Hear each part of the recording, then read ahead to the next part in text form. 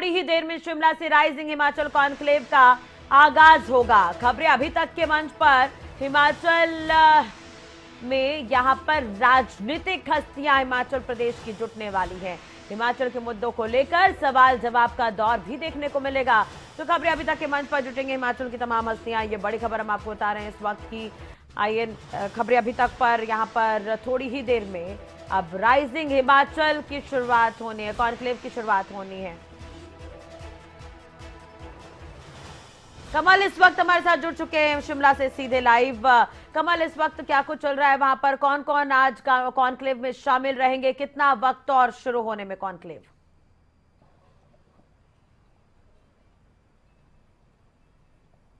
बिल्कुल राष्ट्रीय, देखिए आज बहुत खास दिन है और हिमाचल के विकास की आज बात होगी राइजिंग हिमाचल कॉन्क्लेव में, जिसमें राजनीतिक हस्तियां हिमाचल की जुड़ेंगी।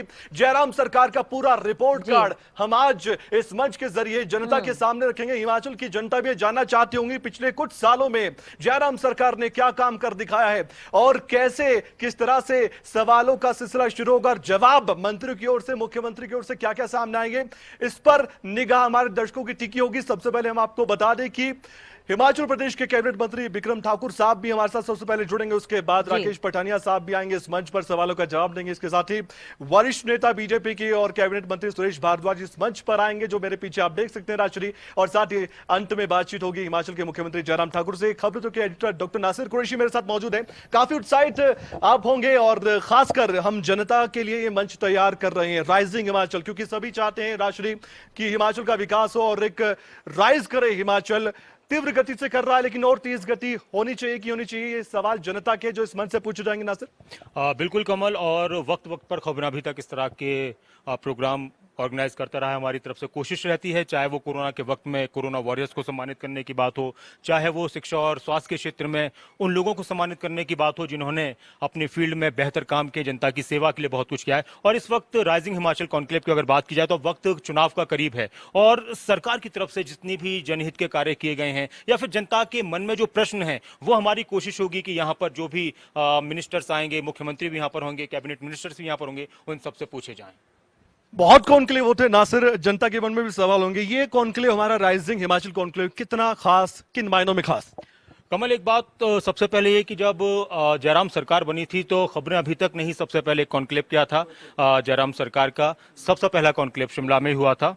और सबसे अहम बात यहाँ पर यह है कि अब बहुत सारे दावे और वादे किए जा रहे हैं, चुनाव को लेकर भी चुनाव की बातें हो रही हैं। सरकार भी चाहती है कि उनकी तरफ से जो काम किए गए हैं वो जनता के सामने पहुंचे। तो इस तरह के मंच बहुत जरूरी हो जाते हैं कि जहां पर पब्लिक भी हो, लोग टीवी पर भी देख रहे हो और बेबाकी से सारे सवाल किए जाएं। तो हमारी पूरी कोशिश होगी कि जनता के मन में जो प्रश्न है और विपक्ष के जो सवाल हैं वो सब सरकार के सामने रखे जाएं। बिल्कुल राष्ट्रीय, और सवाल जवाबों का सिलसिला कुछ देर बाद शुरू हो जाएगा। एक बार ये मंच में दिखा देता हूं कैमरामैन जसबीर के माध्यम से, और हमारे जो मीडिया पार्टनर है उनका भी हम धन्यवाद करना चाहेंगे, जिसमें माय गार्डन ग्रुप है, जेवी ग्रुप ऑफ स्कूल्स है, पलक टेक्नोलॉजीज लिमिटेड है, सुरभि, यूपीवीसी, विंडोज है और हमारे knowledge partner Mansi Markandey deem to be university. इन सबका धन्यवाद, क्योंकि ये जो मंच तैयार हुआ है इनके सहयोग से हुआ है। और राष्ट्रीय कुछ ही समय बाद इस मंच पर दिग्गजों का आना शुरू होगा और सवाल होंगे। कमल, बहुत बहुत शुक्रिया बातचीत करने के लिए, तस्वीरें दिखाने के लिए, और बने रहेगा हमारे साथ क्योंकि कुछ ही देर में